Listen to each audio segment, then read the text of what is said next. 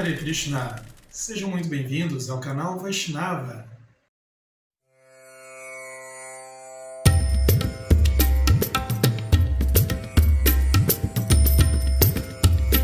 No vídeo de hoje, daremos continuidade ao nosso curso de Introdução à Cultura Védica Vaishnava.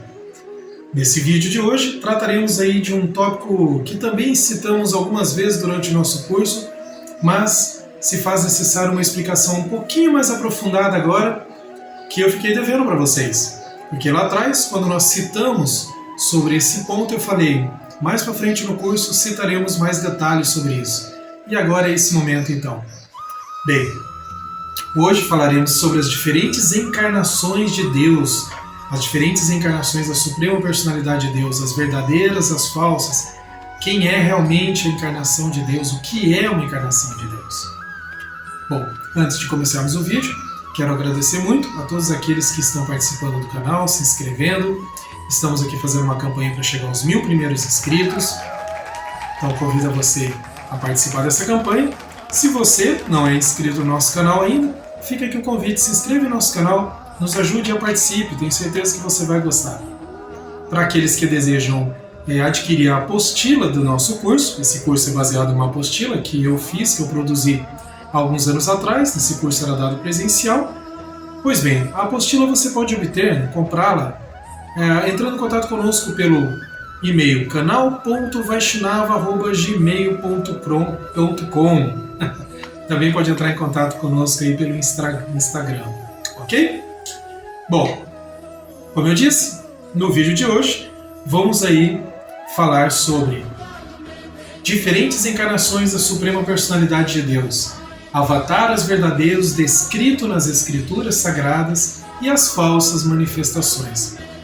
Trataremos aqui de forma breve desse ponto, porque já foi falado em outros momentos, vamos só nos aprofundar um pouquinho aqui naquilo que ficou faltando ali para se aprofundar nesse momento agora, ok? Você pode encontrar mais explicações aí, tanto no Bhagavad Gita, quanto principalmente no Śrīmad Bhagavatam. O Śrīmad Bhagavatam é uma literatura escrita por Srila Vyasadeva, uma encarnação literária de Krishna, e ele é ali um estudo que vem logo depois do Bhagavad Gita. Lá fala-se sobre as encarnações de Deus, então fica aqui o convite para você conhecer sobre esse maravilhoso livro, Śrīmad Bhagavatam. Bem, para quem está nos acompanhando pela apostila, esse é o tópico 11, ok?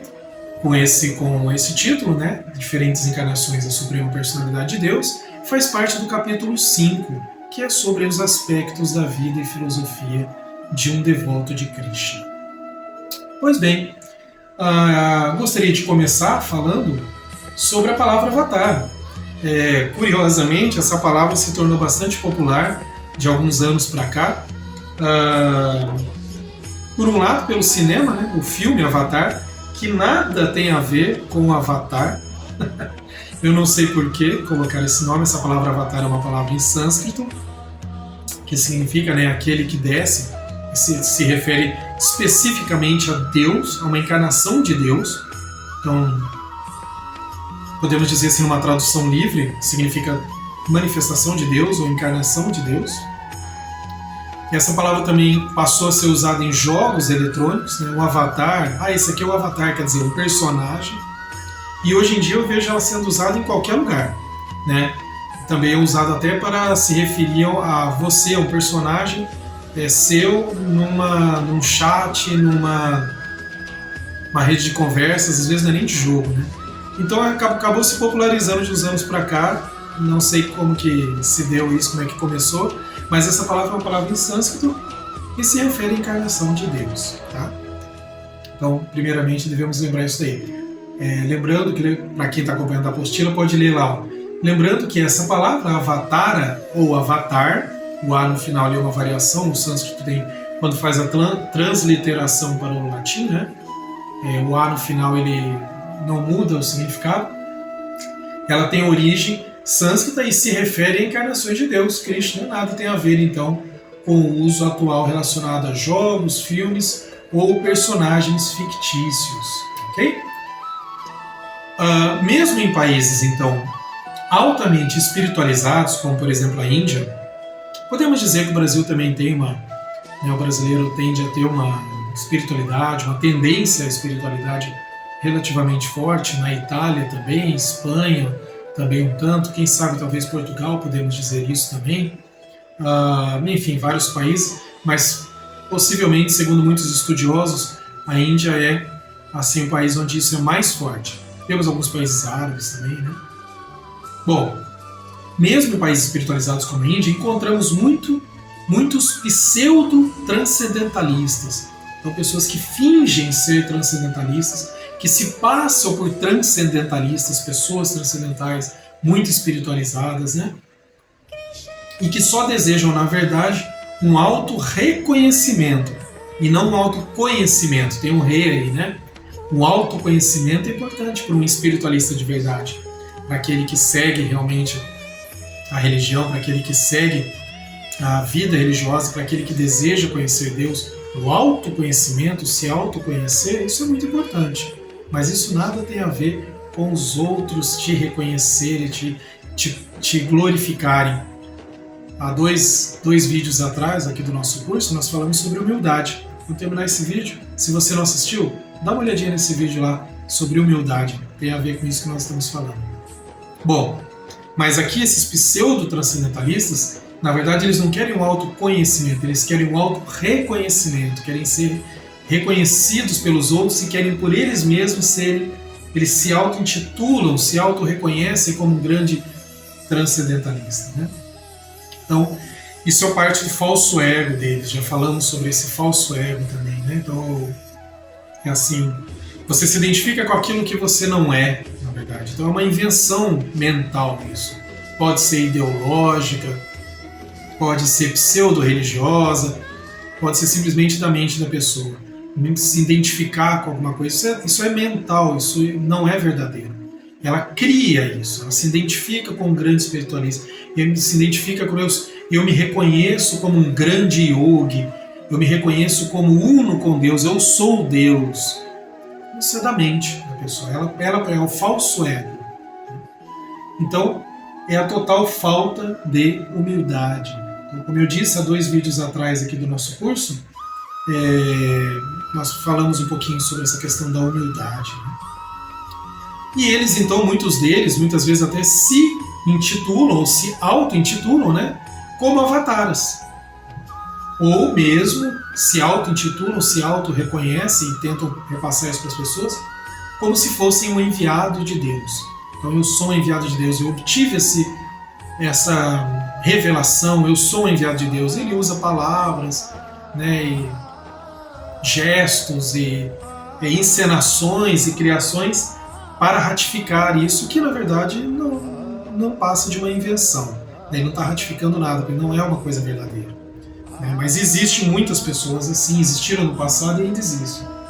Mas as verdadeiras manifestações divinas estão descritas nos Shastras, ou seja, nos livros sagrados. Por quê? Falando isso que eu estava explicando agora, talvez imediatamente já tenha vindo na cabeça de vocês. Ok, então como eu posso reconhecer um verdadeiro enviado de Deus? Uma pessoa verdadeiramente empoderada por Deus, uma pessoa verdadeiramente enviada por Deus, revelado, ou, mais ainda, né, o Deus verdadeiro. Como eu posso reconhecê-lo? Então o primeiro passo já está dito aqui. Primeira coisa, muito óbvia na verdade, já está descrita nos livros sagrados. Se não está descrito ali, se ali não está previsto, não está descrito, há uma possibilidade gigantesca daquilo ser mentira. É simples assim. Exemplo, no Srimad Bhagavatam, que eu citei para vocês no começo do vídeo, lá está descrito as encarnações de Krishna, por exemplo.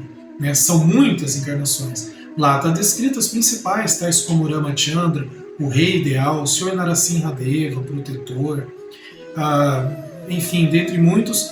E, por exemplo, estava descrito já, lembre-se, o Srimad Bhagavatam, ele foi falado e registrado há mais de 5.000 anos atrás, no mesmo período do Bhagavad Gita. Pouco depois, mas próximo do Bhagavad Gita, ou seja, lá há 5.000 anos atrás. Lá há 5.000 anos atrás, estava já descrito no Srimad Bhagavatam que ali naquela era que estava para começar, né, o Bhagavatam vai ser falado ali logo no início da Era de Kali, já tinha começado a Era de Kali, né? Nós temos ali, por exemplo, o último momento aí quando registrado, né, que nós temos ali Shukadeva Goswami falando para Parikshit Maharaj o Srimad Bhagavatam, já era de Kali, início, 5.000 anos atrás. E ali, então, no Bhagavatam já está descrito, olha, nesta era de Kali vai aparecer uma encarnação de Deus, de Krishna. Depois, lá no final dos tempos, vai aparecer outra, Kalki. Mas nós não chegamos lá ainda. No entanto, ele fala, antes disso, bem antes disso, daqui relativamente pouco tempo, irá aparecer uma encarnação de Deus. Né? E aí é que está, como reconhecer? Porque muitas pessoas se disseram a encarnação de Deus.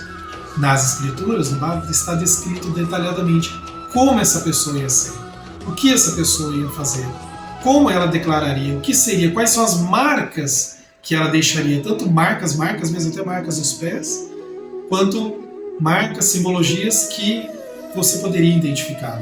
Então veja bem, essa pessoa, os devotos já sabem de quem estamos falando de Sri Chaitanya Mahaprabhu, Sri Krishna Chaitanya Mahaprabhu, que apareceu utilizando aí o calendário gregoriano, né, o calendário ocidental, solar, que nós usamos, né? Estamos hoje aqui no ano de início, né, janeiro de 2024, por exemplo. Então, usando esse calendário, porque o calendário védico é outro, né? Ele nasceu no ano de 1486. Ou seja, ele vai nascer ali, né, alguns anos mais tarde, 5.000 anos depois. Então, você coloca aí aproximadamente 3.000 AC, ele vai nascer ali no ano 1400 e pouco, então você pode fazer a soma aí mais ou menos, que dá aproximadamente aí 4.500 anos depois, ok? Mas já estava descrito, e realmente ele apareceu no ano de 1486. Agora, segundo os Shastras, afinal de contas, qual o método para se reconhecer então esse avatar, como Chaitanya Mahaprabhu, que é conhecido como o avatar dourado, devido à cor da sua pele, né? Gouranga, né? Então, avatar dourado, Goura.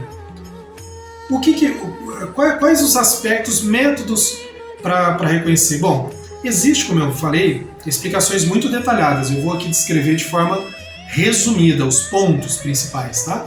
Mas para a gente se aprofundar mais, nós podemos estudar aí no Bhagavatam, né, com o auxílio dos devotos, né, dos mestres espirituais, onde obteremos aí mais detalhes. Mas tem essas descrições nos Shastras bem detalhadas. Agora, quais são então esses pontos? Primeiro, demonstrações corpóreas. Então nós vemos, né, que há as descrições de como é o corpo, como será o corpo dessa pessoa e que tipo de marcas ele pode ter.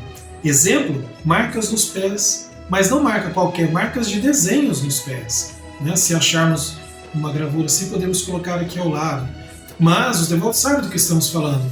São marcas descritas especificamente que não dá para fingir. Marcas de nascença. Ele nasceria com aquelas marcas. Tem várias outras marcas ou demonstrações corpóreas, o êxtase espiritual, que alguns até tentam fingir, tentaram no passado, mas é fácil de identificar, existem explicações, até se não me engano, acho que no Néctar da Devoção, se explica ali como reconhecer certas demonstrações de êxtase transcendental, se aquilo não está sendo falso, etc. Né? Bom, resumindo, demonstrações corpóreas.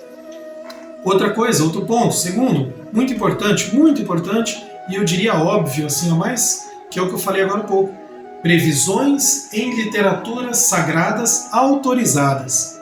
Não literaturas também pseudo-sagradas, inventadas, mas aquelas que são autorizadas, que são verdadeiras. Está descrito lá. Se não está descrito, provavelmente não é verdadeiro. Mas não basta isso. Você também precisa, o terceiro ponto, confirmações dos sábios. Então, os sábios, aqueles que são os mestres, aqueles que são as autoridades religiosos, eles têm que confirmar. Eles têm as técnicas deles, eles têm o estudo, a dedicação deles, eles vão dizer, ok, eu confirmo, está aqui, está descrito. Então você tem que ter uma confirmação da autoridade. Como acontece na nossa vida cotidiana, não é assim? Então, quando você estuda, por exemplo, você precisa da confirmação da autoridade do professor, do mestre, do doutor na universidade, para ele confirmar que o que você fez está correto, que o que você falou está correto. Para você obter o diploma, você tem que ser aprovado pelas autoridades. Eles vão confirmar que aquilo ali está correto. Mesma coisa no decorrer da vida, inúmeras coisas que nós fazemos, deve existir ali a confirmação de autoridades. Coisas simples, por exemplo, no Brasil existe a confirmação no cartório, você deve confirmar até mesmo a assinatura, não é assim? Deve confirmar que você é você mesmo com a sua assinatura. Então precisa-se de confirmações. Mesma coisa aqui, de um ponto tão importante como é Deus, precisa da confirmação então dos sábios. Quarto ponto, palavras e ações daquele que ocupa essa posição. Quais são as palavras e as ações que esse suposto avatar vai usar, vai falar? Então isso é descrito nos Vedas. Como serão as palavras, as ações, o que ele vai fazer, qual é o objetivo dele. Isso deve ser observado também. E por fim, aqui está um ponto também que é sutil, mas ao mesmo tempo muito enfático, né? Krishna, Deus, nunca fica se autoglorificando. Ele não precisa ficar falando, eu sou Deus, me adorem. Ele não precisa ficar falando isso. Ou assumindo a posição de Deus Supremo, mesmo sendo ele a verdade absoluta. Nós vemos isso nas inscrições do Bhagavata, por exemplo, né? Onde Krishna não precisa ficar afirmando, ele não precisa ficar demonstrando isso o tempo todo. Ele não precisa ficar pedindo que façam isso. Isso será reconhecido. Ele nem sequer diz que é Deus. Sri Chaitanya Mahaprabhu, por exemplo, ele até nem apreciava muito que ficasse falando isso dele. Ele mesmo não falava que ele era a encarnação de Deus. Claro que ele sabe disso, claro que era, mas ele não ficava falando. Ele chegou a revelar isso, sim, mas em ocasiões muito específicas, para associados muito íntimos, em situações muito peculiares. Não ficava falando isso assim para qualquer um, de qualquer jeito, em todo lugar, e declarando para que o mundo o reconhecesse assim. Não precisa. Né? Então, livros como Srimad Bhagavatam descreve as diferentes encarnações de Deus, inclusive as que ainda virão no futuro. Ok? Então, ali um exemplo é o Bhagavatam, né? Não é só nele, tá? Então, Krishna apareceu, né, a Suprema Personalidade de Deus, apareceu em diferentes formas, em lugares, em épocas diferentes, com abordagens diferentes para quem busca Deus. Isso porque existem diferentes tipos de pessoas, povos e necessidades. Então, mesmo dentro dos Vedas, dentro do Vaishnavismo, dentro da consciência de Krishna, nós vemos ali que Krishna apareceu de diferentes formas, como Kurma, como Varaha, como Vamana, né?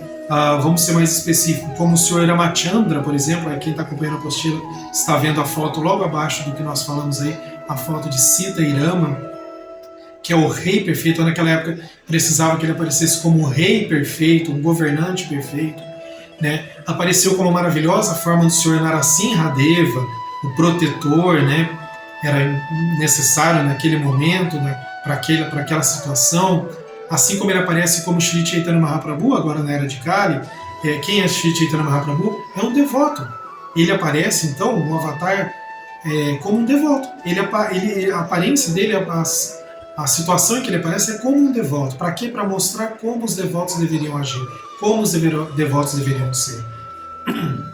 Assim como, por exemplo, há 5.000 anos atrás, ele se manifestou como Krishna, só que daí, então, na sua forma original, porque, afinal de contas, se esses são avatares, qual é a forma original? Da onde vem a origem de Krishna, da Suprema Personalidade de Deus, Vaqueirinho Supremo, né? Então, assim também, quero terminar esse vídeo aqui falando sobre isso, da mesma forma, por que existem outras religiões? Por que existem várias religiões? Porque Deus se manifesta também em diferentes formas, para religiosidades diferentes, mesmo aí, fugindo agora do Vaishnavismo, né? Por necessidade. Às vezes ele se apresenta de uma determinada forma. Como é que eu posso explicar? A religiosidade apresentada ali, a revelação apresentada ali, ela é relativamente simples, porque aquele povo, naquele momento, requeria isso. Não dava para fazer algo muito mais complicado. Não dava, simplesmente não era possível, não seria de um entendimento para aquelas pessoas, não seria possível para aquelas pessoas. Em outro momento, ele não se manifesta como uma pessoa, demonstrando-se como uma pessoa, ele até proíbe isso, porque era necessário para aquele povo, para aquele momento. Então ele se manifesta em diversos momentos, são diversos graus de espiritualidade, por isso que você tem diferentes religiosidades, até que você chega no grau mais elevado, que é o reconhecimento então de Deus como uma pessoa suprema, que é a origem de tudo, a origem de todos os avatares, a origem de todas as encarnações, que é Krishna, que é a manifestação do Supremo, Deus Supremo, a verdade absoluta. Bom, aqui então nós encerramos mais esse vídeo. Nós estamos chegando no finalzinho de nosso curso. Se você está chegando agora no canal, lhe convido para assistir desde o começo. Você está vendo abaixo um número na frente do título. Esse número é justamente para classificar a sequência lógica do nosso curso. Se você não é inscrito no nosso canal, fica aqui o convite. Se inscreve no nosso canal, ajude-nos a divulgar e a chegar aos 1000 primeiros inscritos. Muito obrigado por todos aqueles que estão nos apoiando, todos aqueles que adquiriram a apostila e para todos vocês que assistiram o vídeo até o final, até agora. Muito obrigado. Todas as glórias a Śrīla Prabhupāda, todas as glórias a Krishna. Haribo, Krishna. Jai Shri